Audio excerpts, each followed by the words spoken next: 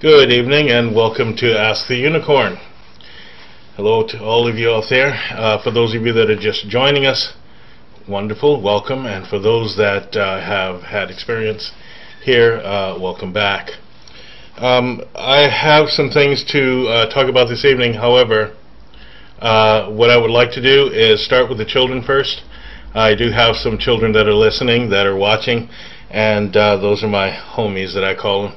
So before it's time for their bedtime, before it's bedtime for them, I'd like to just say hello to all of you out there. You all know who you are. If you need me to name you, that would be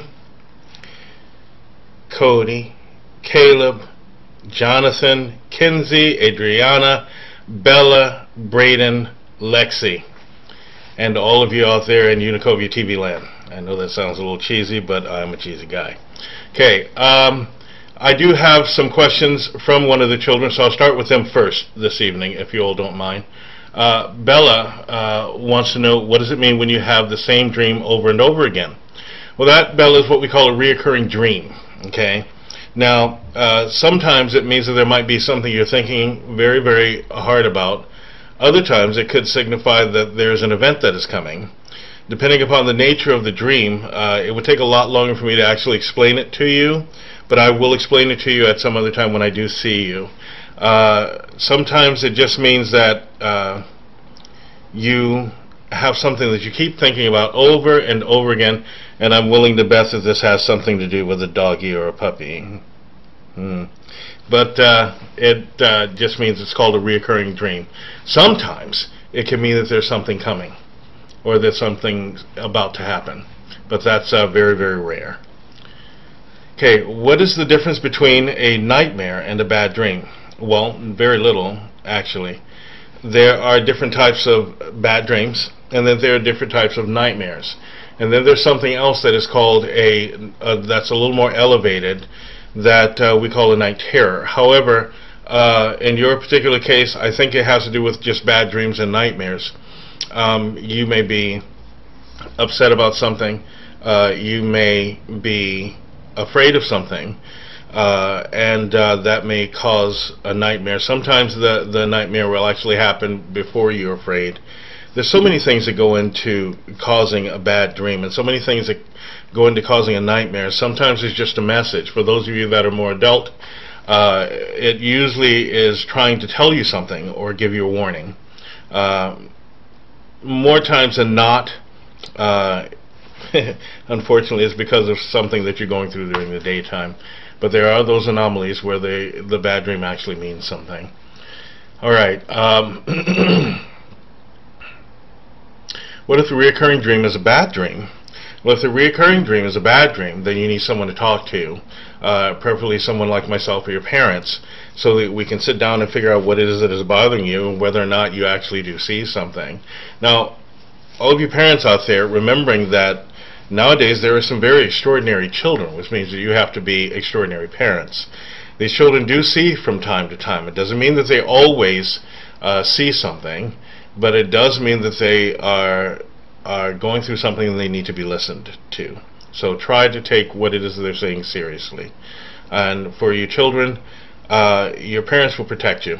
Okay, there are many things that protect you. There are angels that will protect you. God and Goddess themselves will protect you. And people like me are sitting here so that we can also protect you and teach you how to protect yourself. Okay, but in answer to your question, when the recurring dream is a bad dream, there really is something pressing that you may be concerned with. And many times it could mean that there's something that you need to pay attention to. However, as I said, we will go into detail when I see you. Okay? Now this is Adriana. If I changed my name, would it change how I am? Would the new name change my vibration to match it?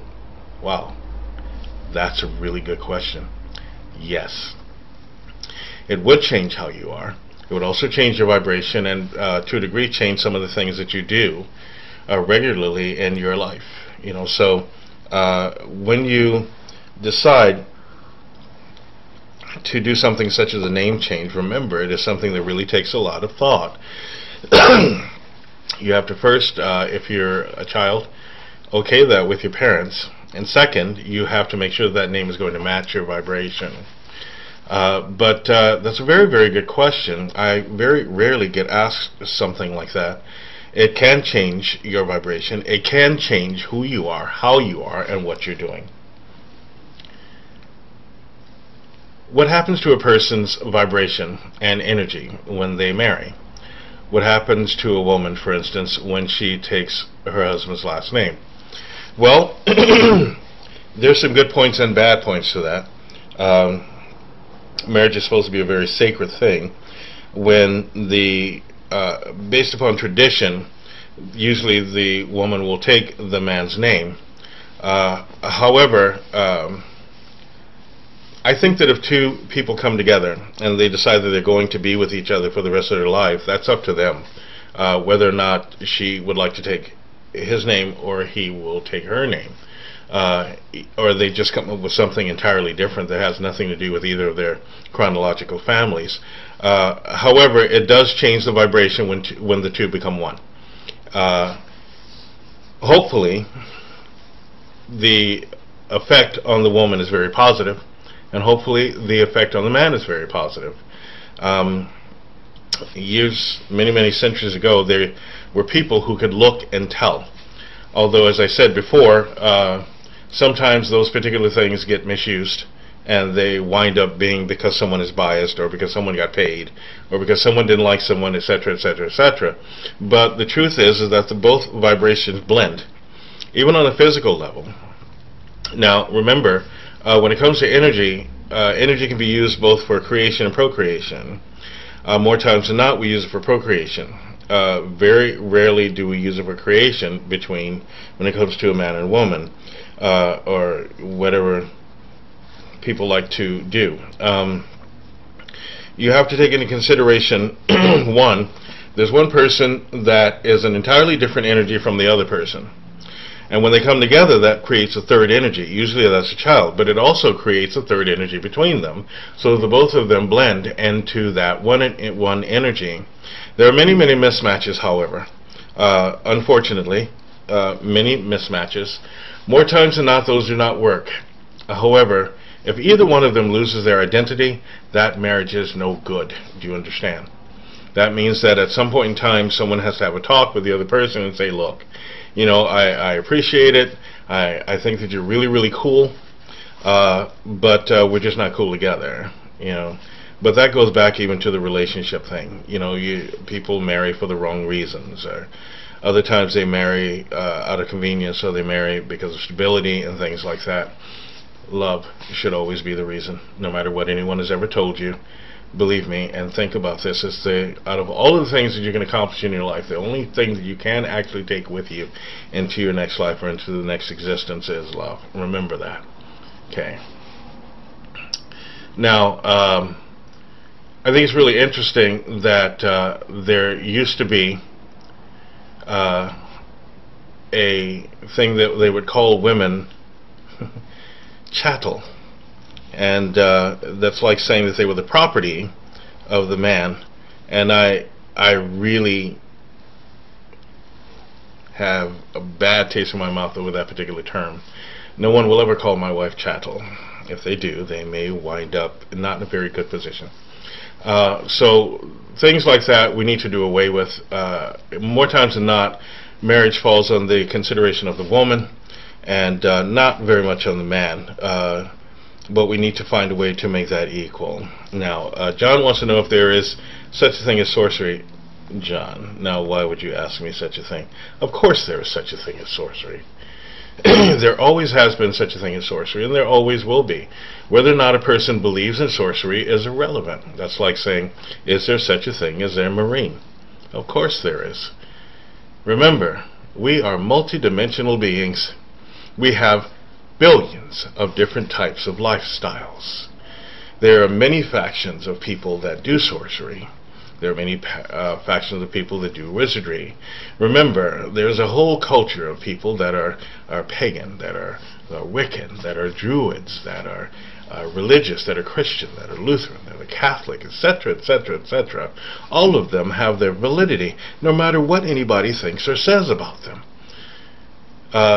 However, Jonathan, you've known me far too long to ask a question such as that. Okay. This is from Evan.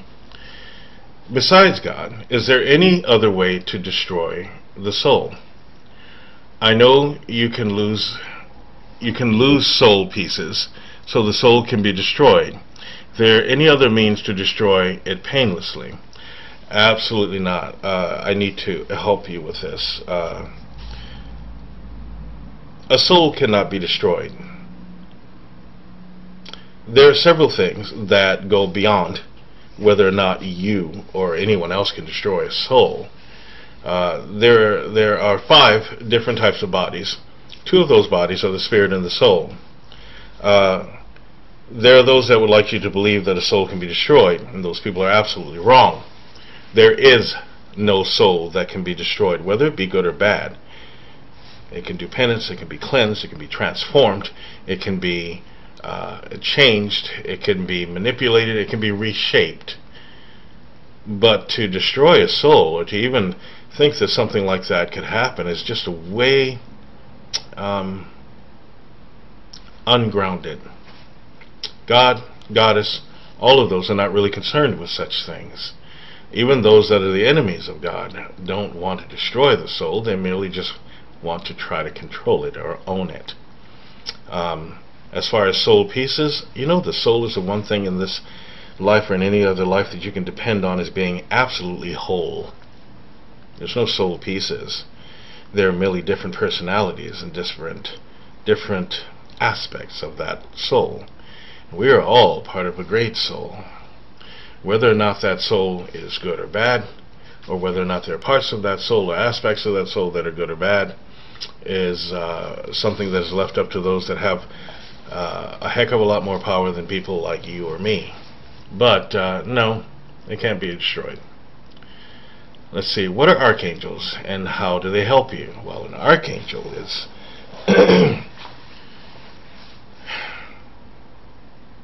an archangel is a high angel. Remember, there are different types of angels, if we want to call them that. They themselves do not give themselves a silly names. However, if it helps us to label things and call them angels, archangels, archangels, seraphim, different types of levels of angels, that's fine. But an archangel is one of those that makes sure that things that are given or reported get done. We can say that they're kind of like some of the generals in the army. And even then, there are hundreds of generals above them. We understand archangels as being the highest because that's all we've ever really been taught about. But there's so many different levels of beings that are all a part of a greater hierarchy, if you will, that the archangel would tell you themselves. They're merely servants. How do they help you? Your breathing. They help you by leading you into places that you need to be, by protecting you, by making sure that you are taken care of. The thing is that most people don't really understand what protection is. Protection is making sure that you're okay. There are some people that have abandoned their own angels and think that the angels have abandoned them. That's the thing about angels. They never really abandon anyone. But if you're not listening, if you're not doing those things that you know that you should do, why even consult an archangel? Most of us go up to the archangel and say, well, I don't like that. I want to do something else. So what is that archangel to do to try to protect you, or to try to provide for you, or to make sure that you get those things that you need? Remember, it's a job title, the same as Christ. Christ was not Jesus' name, it's what he is. You know, we say Michael the Archangel or Gabriel the Archangel, but that's not their name, that's what they are. And we would do good to remember such things. But they help you every single day. What are the keys of Enoch? Let's see. You're asking a question that very few people would actually understand. You're talking about the keys of Enoch, which is a whole code, but that will do the general public absolutely no good. So I would appreciate it if all of you are going to do something that everyone could actually understand. Not many people even know who Enoch was. Not many people know that there are several books of Enoch.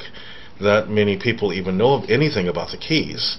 And if you're searching for the keys of Enoch, then I will tell you that that is a homework question. Okay. What is chakra balancing, and how do I know if I need it? Well, chakra balancing is merely making sure that all of your chakras or your circuits are working correctly. And usually you do know when you need it. It's very simple. Something's wrong, something's not right. If you're feeling fine, everything is going good, you're clear, you don't need a chakra balancing. Which brings up a very interesting point. There are a lot of different fads out there. A lot of different schools of thought of how people can reach enlightenment the easy way. There is no easy way to reach enlightenment. People look for fast-track things, and they come up with new fad things such as chakra balancing. Now, if you are a Hindu and you've been a practicing yogi, then, okay, those chakras, as you well know, would control or supply energy to different portions of your body.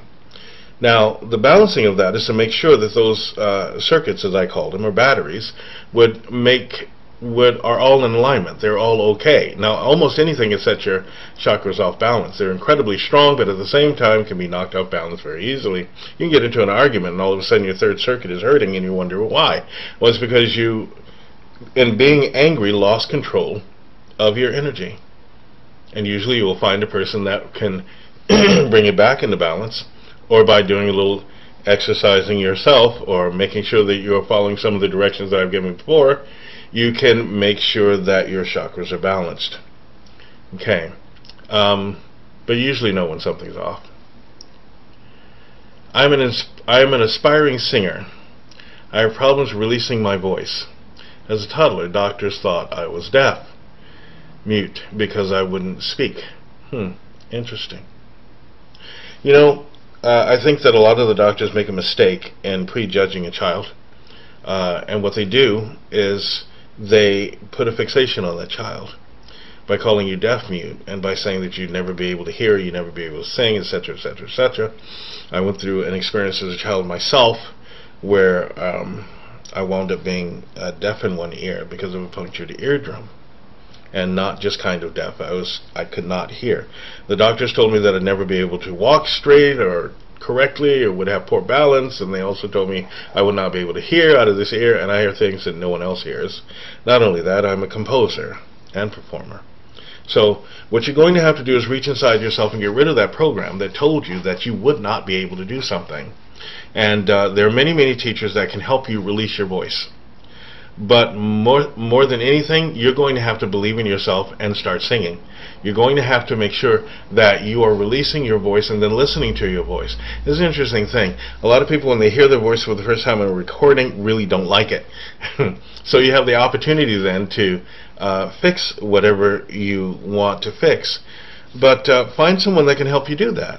I mean, look. There are a lot of us that think that we're supposed to find everything out on our own. That could be further from the truth. There's nothing that could be further from the truth, really. I mean, the truth is that we all need each other to a degree. Now, that doesn't mean that you depend on someone for the rest of your life. What it means is that you need someone that's going to show you the basic guideline to almost anything that you're going to do. And even when it comes to something such as a manual art like singing or music or drawing or painting or anything like that, even before you get up into the metaphysical arts, such as things like sorcery, wizardry, druidism, elemental magic, etc., etc., etc., you're going to have someone that will teach you. Now, we have in this planet an awful lot of philosophers that really forgot their philosopher's stone or lost it. When people make up well, you find all the answers yourself, please, really, you can't even work for McDonald's and find all of the answers yourself. Everyone needs training to a degree. I needed training to a degree. Being talented is one thing. Having a gift is another thing. But a gift and talent with no discipline is a disaster. Remember that. We all need training. So find someone that's going to help you release that voice and help you to guide it in the way that it needs to be guided, and then I think you'll do fine. Okay?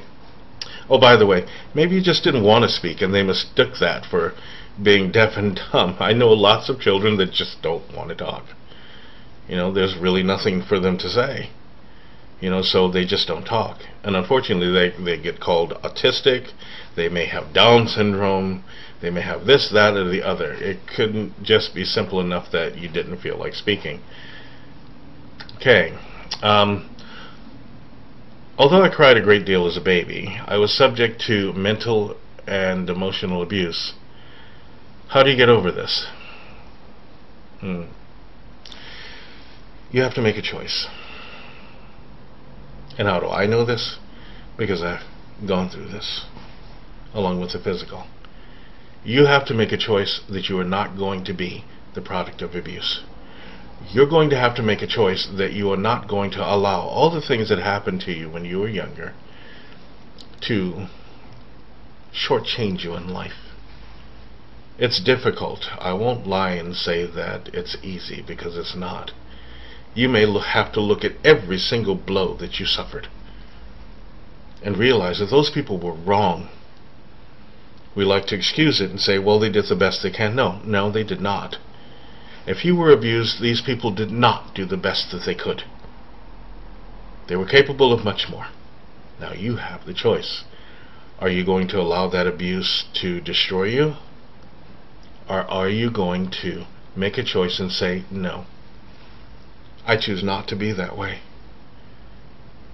And for those of you that have gone through abuse and are thinking of having children, I suggest you do this before you have children.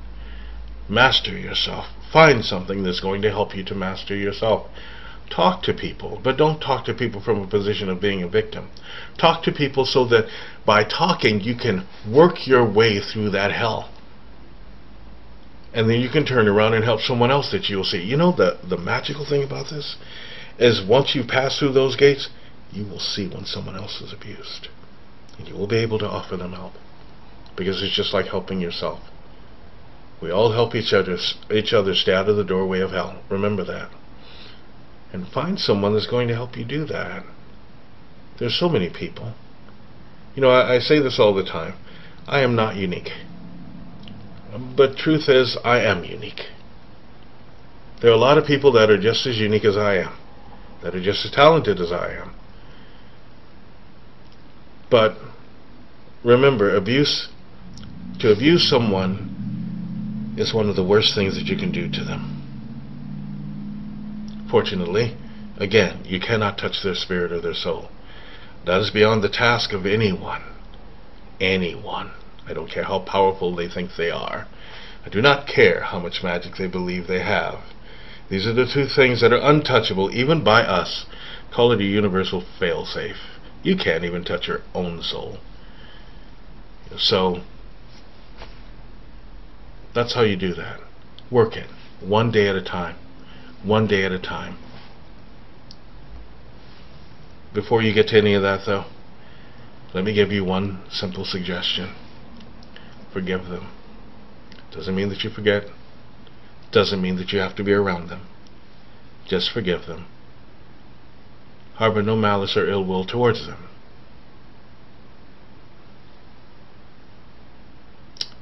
Leave them and never turn back. One manual thing you might do is to write a letter to those people that abused you. You don't have to mail it or anything. Write it as if you're going to. Put it in an envelope. Seal it. Give it postage like you're going to mail it to them. And then burn it.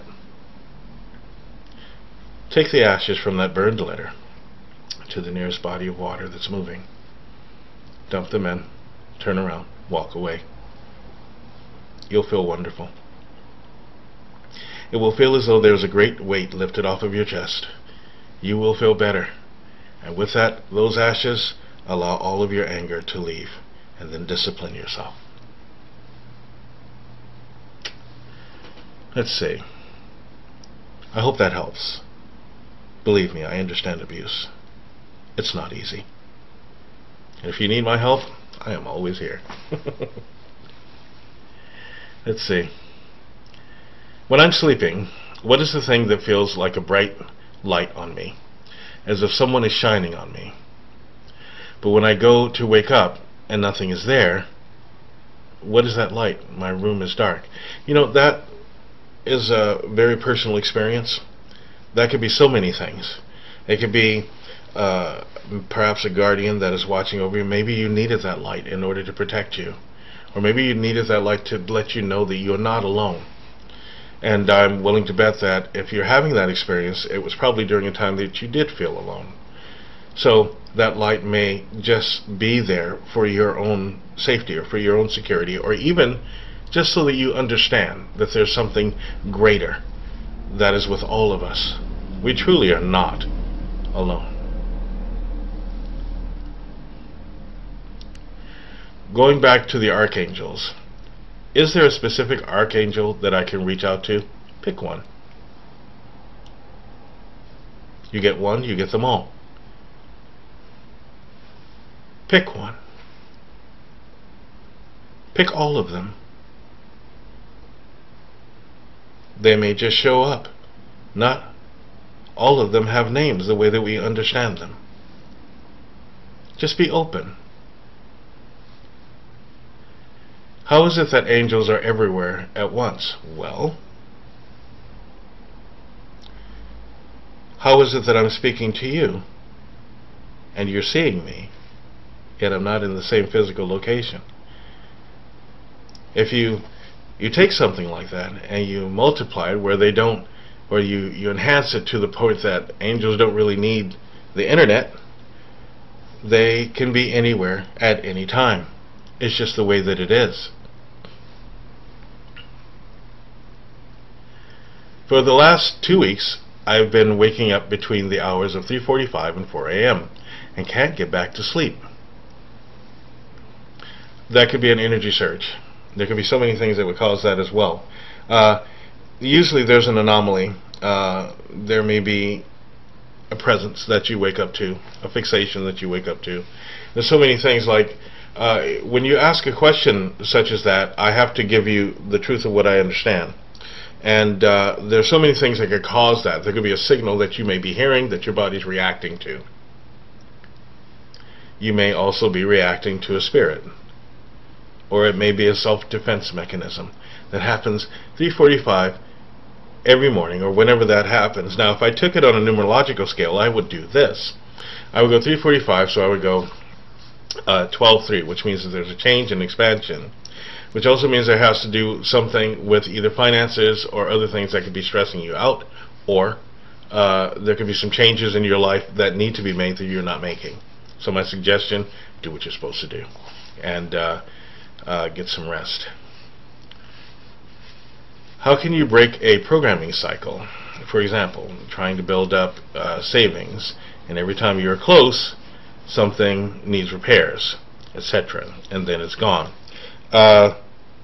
Well, if you're talking about simple repairs, then do some maintenance before you actually go through that. Try to do your best. If it's something that you're bearing from an earlier time in your life, like the person that was talking about abuse, because actually abuse can cause things like that, then you've got to keep fighting for yourself until you break that program. Give yourself positive reinforcement. Stop giving validity to those things that say, well, you know, I won't be able to save money. Stop finding reasons to give validity to such things, and just proceed as if you're already successful. That works. See something already done, and then know that you're just walking the steps of it. Now, that sounds a little airy-fairy, so let me put it this way. If you know that there are physical things that need to be taken care of, try not to wait until it becomes a crisis. Just check things regularly, even yourself. Save a little money every single day and make the decision that you're not going to spend that money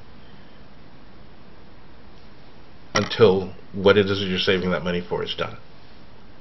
So that would be one way. And also, please stop reinforcing the negative programming. Anyone that is going through that particular thing there has been reinforcing negative programming. Just stop it. Stop thinking that you won't be able to save the money. You know, sometimes it's best to just be quiet You just be quiet and keep moving on. If you need to get it out, fine. Get it out and then move on. Okay? Deprogram yourself and stop listening to all the negativity that is around you.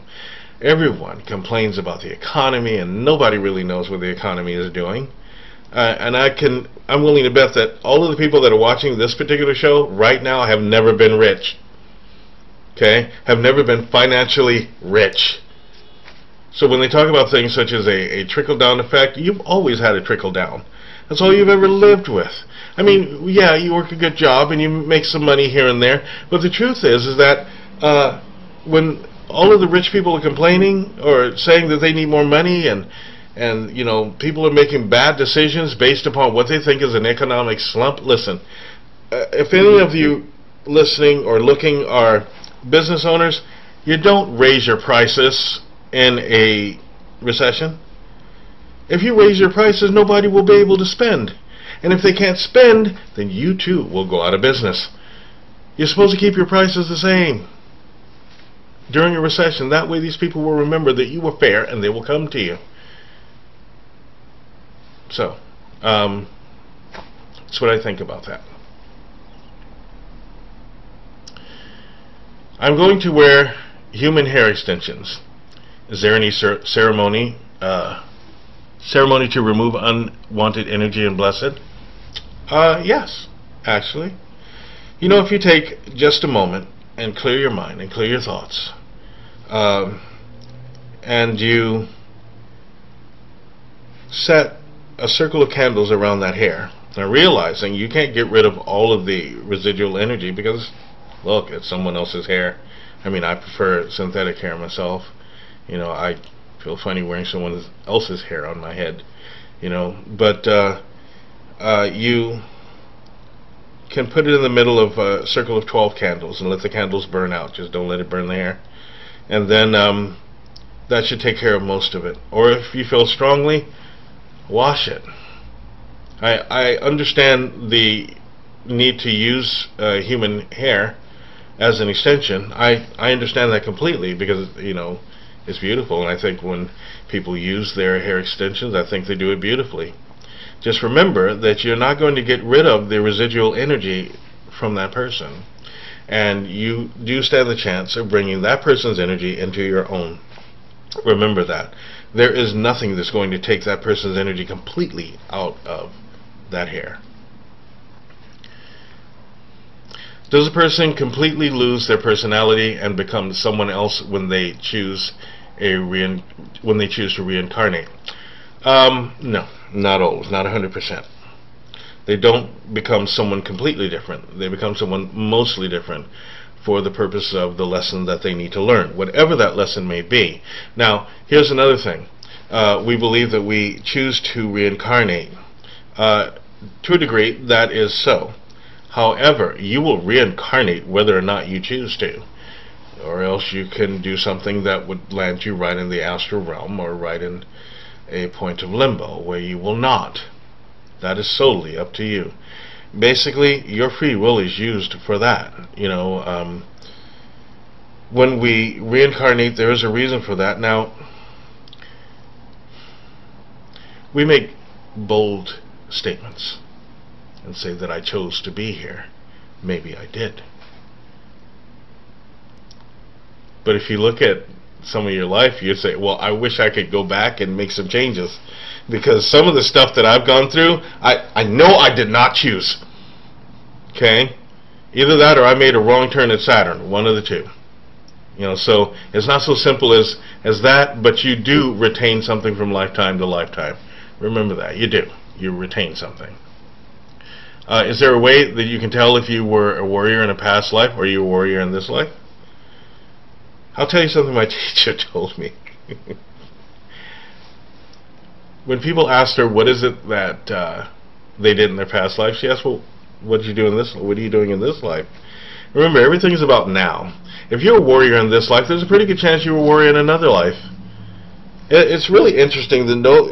I have met about 50 people that were the reincarnation of Cleopatra. And historically, what I know about Cleopatra is that she was just a 13 or 14-year-old, dark-skinned, skinny African child. And I've heard people say, well, she was Egyptian. Where's Egypt? Thank you.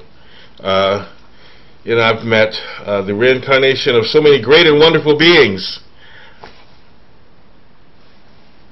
I meet very few that were a janitor or a servant. I met a few. The most delightful people ever.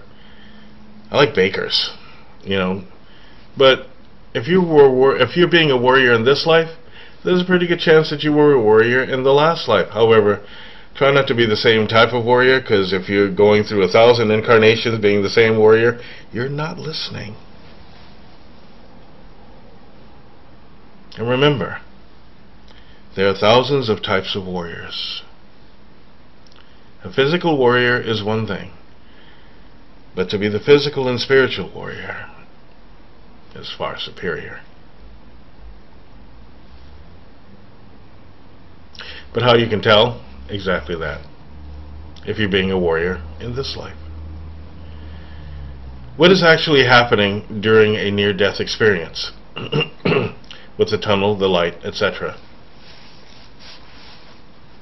I did not see a tunnel.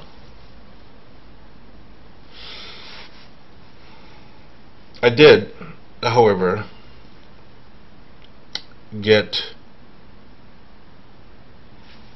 engrossed in light. I can tell you my experience. My experience was, I know what heaven looks like. My experience was, I know what heaven feels like.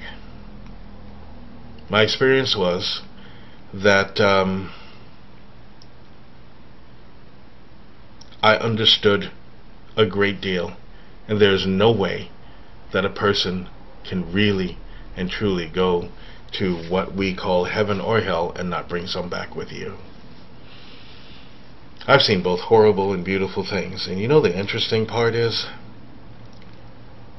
that it is truly up to me where I land or how it happens. One of my goals in life is to manifest heaven on earth, if I can, and I know that I can.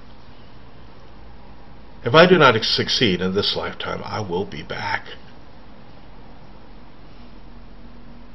So, a near-death experience is very much like a near-life experience. Things happened. I survived. I'm different. So, it's not so much near-death as it is a change. I work with the Reaper. And in working with the Reaper, I've understood a lot about what you all call death. And a lot about what we all call life.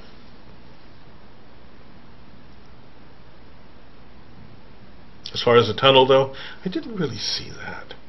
And as far as that other light that people keep talking about, and they tell the ghosts to go into, the spirits to go into, you know, that was made famous by a little dwarfin lady. That's not real. It's not real. Go into the light. How are you going to tell something to go into a light that you've never seen? That's not real. Okay?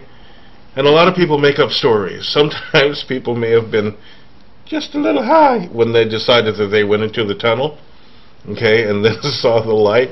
Other times, people have an experience like that. I would never question someone else's experience. However, I do know that some people choose to try to tempt the Reaper. And believe me, it's not a good idea. There would be no tunnel, and there may not be any light. But at the same token, people have had beautiful experiences. I've had some of my own. It's a long story, but a beautiful one. Is it possible to travel to places out of body without going into the astral realm? No. Absolutely not. There are other ways to do that. And I don't understand why people are so willing to transcend or go out of their body. I don't want to understand that. That's ridiculous. You need this body in order to operate on this third dimensional realm. Stay in your body. The astral realm is a part of that. Either that or you are dead. You can use your mind to go anywhere. You can also use other methods to be and fully conscious right here and still be there. Which brings to the next question that someone's asking. What is a soul travel? A soul travel is when you allow your soul to do the work. You allow your mind to take you to these different places, if it's that important to do so. I've taken people in what you call guided meditations, but they're actually a soul travel, which is like a guided meditation on steroids. And for all intents and purposes, you are wherever that soul travel leads you. But you are fully conscious and aware of your body, and you stay in your body. We do not vacate our bodies for any reason whatsoever. You may bring something back with you. Now, I've said this before, and a lot of people have told me of how they have had no bad experiences on the astral realm. Well, good for you. Eventually you will. And you will see yourself. There are people that told me they had no bad experiences with a Ouija board, and then all of a sudden they did. Remember, the universe is very chaotic and beautiful, and there are a lot of things that we can learn. There are a lot of things that should be learned. But the universe also has an order. Remember that. And you got this body for a reason. Stay in it, please. Let's see. I have heard of people having great success with hypnosis for breaking addictions. What are my thoughts? Well, my thoughts on that are, I think that hypnosis has done those things and has been very successful, and I'm not going to step on the toes of anyone. However, I know that hypnosis is very dangerous in the way that it opens up the subconscious, and they have not figured out how to close it back. The person that does a hypnotism on you can hypnotize you again 20 years later using that exact same command. And you have no idea about the scruples of people, whether they're good or bad. You know, I think that it would be best not to do the hypnotizing thing. You may wind up in a corner yelling camels for sale or something. You know, just stay in your own consciousness. There are other methods. One of them being regressions and soul travel, you know, to help you. There are forms of hypnosis that are called self-suggestion or suggestion that are very good. However, they do the same thing. They open the subconscious. Remember, you must always have control over your own mind, no matter what anyone ever tells you. Okay? Let's see. That being said, however, there have been people that have used hypnosis to stop smoking, and that's great. But if that command wears off, you'll smoke again. How do you know what is real love? It depends on what type of love you're talking about. Love is multidimensional. You know that you're having a turn of real love when that real love is not dependent on something outside of yourself. Which brings us to emotion versus feeling. Remember, love is a principle, therefore it operates with or without you. And it operates with or without your outside stimulus. It is a compellence that is born of the soul, born of the spirit. It happens.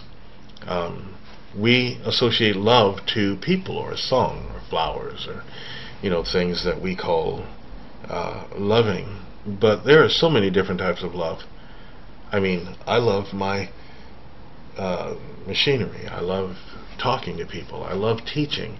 And I love all of my students. And I love all those people. And, you know, if you ask me what kind of love that is, I could not tell you. You know, well, it's a kind of watery love or airy love or earthy love. Listen. To use the term love in the first place would be to say, it's supposed to be to say that you're in oneness with a person. or a state of oneness with a person, so that you can be with that person, the person can be with you, and it doesn't matter what that person does or says, you're still with that person. Usually, love is one of those things that can heal anything and everything.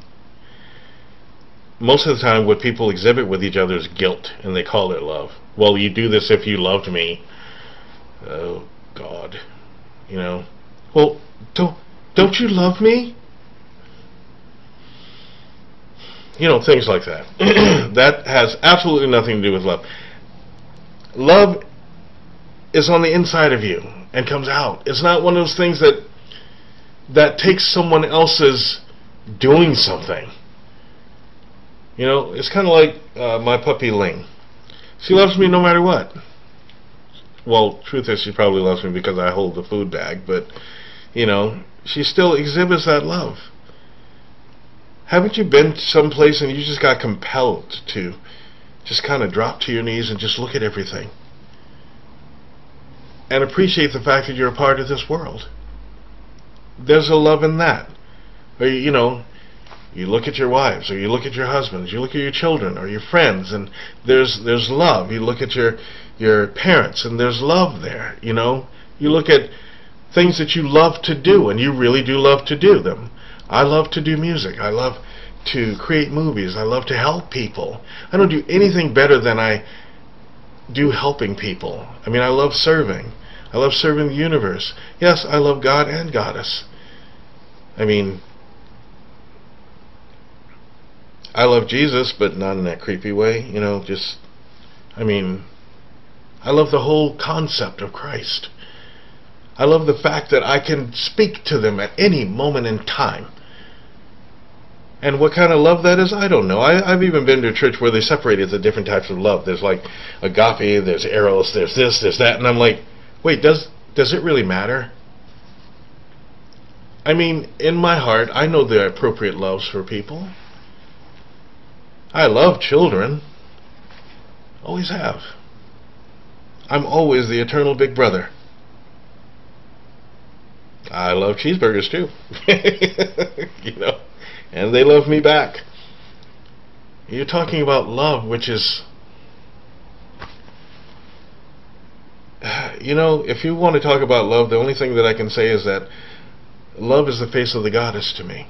She sticks up for me. So I love her. And that love can't be changed.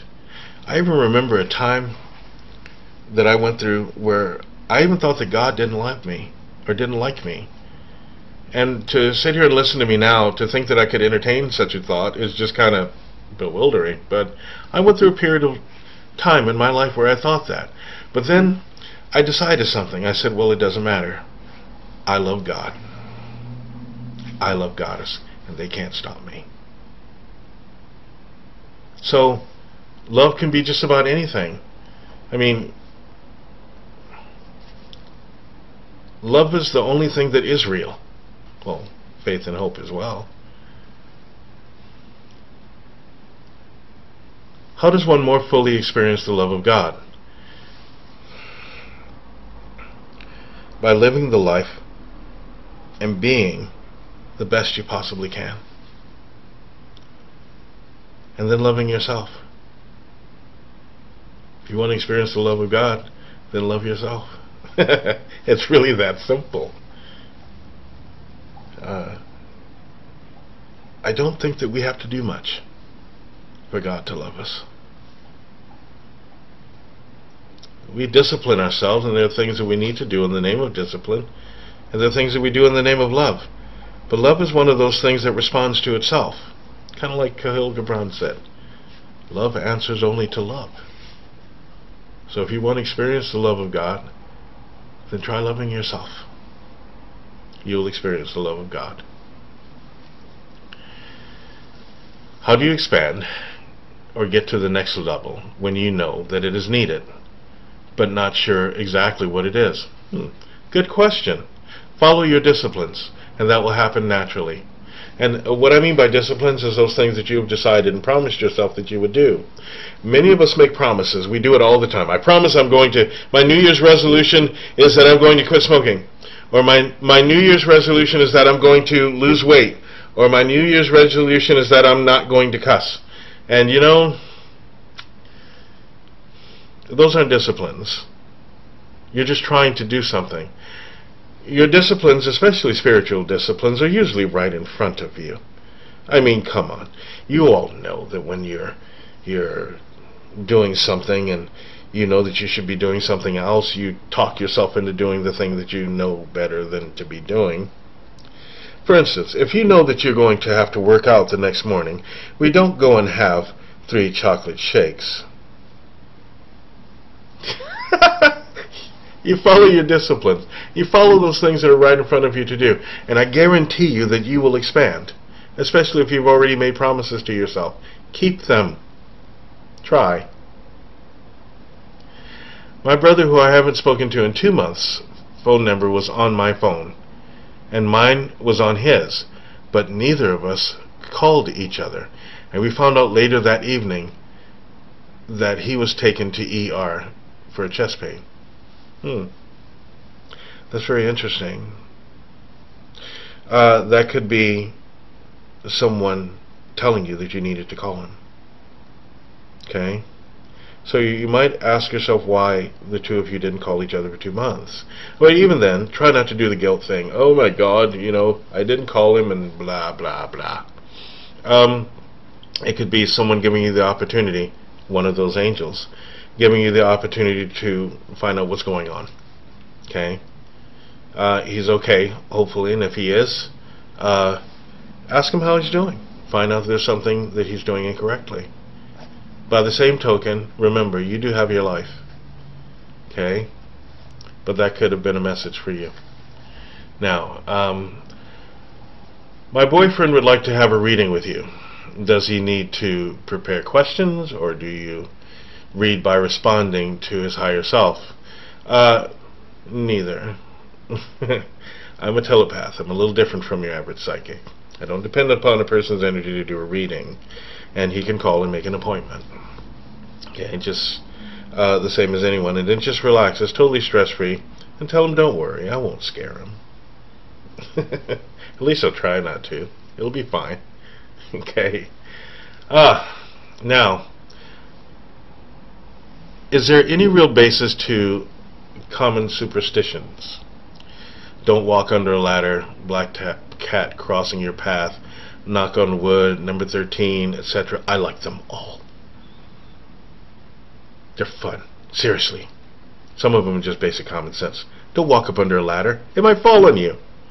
As far as the black cat goes, I like black cats, and for some odd reason, just because they were black, they were called bad luck. Isn't that interesting? Usually, when the black cat crosses your path, there's something that's pretty positive about to happen. As far as the other things, like don't walk under people who are lifting a piano, that's just a bad idea. There are some of them that are real. Some of them are real. Such as, if you break a mirror and your image is caught in that mirror, it is the heralding of catastrophe. You can break that particular spell, however. All you have to do is find a mirror, turn the mirror over, and stomp on it. Once you've stomped on it, take the pieces and create something out of it. You will effectively break the spell. That one is real. Step on a crack, break your mother's back is not.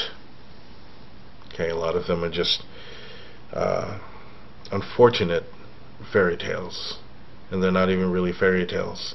Do you know that most of the fairy tales that have been written were actually written in order to curse people, or in order to bring about bad tidings for people? Isn't that interesting? But there's some basis to superstitions. Some basis. Not all of them are real. The same with omens. If you see a crow, that means bad luck. No. If you see a bunch of them. So I think we should relax on that. The number 13 actually is a 13-4, which is either stability or the unknown. Either way, How can it be bad luck if it's unknown? Let's see. Is there work in heaven? Or is it just relaxing and playing Xbox all the time? That would be awesome. You know what game I would actually play? Skyrim. That's my new game of choice. Anyway, sorry, I went off a tangent. Heaven is what you make it. I would imagine that there is work in what you call heaven. And I would love if there are. You know what I'd do? I would choose to come back here and help people. Wait, I think I did that. But that's what I would do. I choose to come back and help people so that everybody could experience heaven. You know the thing about heaven? It's not exclusive. I don't care what the religious people tell you. You know, if you be good all the time, you get to go to heaven. If you be bad all the time, you get to go to hell. Hell or heaven has never been exclusive. So we need to get rid of that thought. But that's what I do. Or I play Xbox, depending on whether or not the game was good. You know, you go and you buy a game, and all of a sudden the game really sucks. You know, Skyrim does not. I'm just letting you all know. Just letting you know. Okay. Are there objects that can actually bring good luck, or is it all in the mind? No. Listen, that's not in the mind.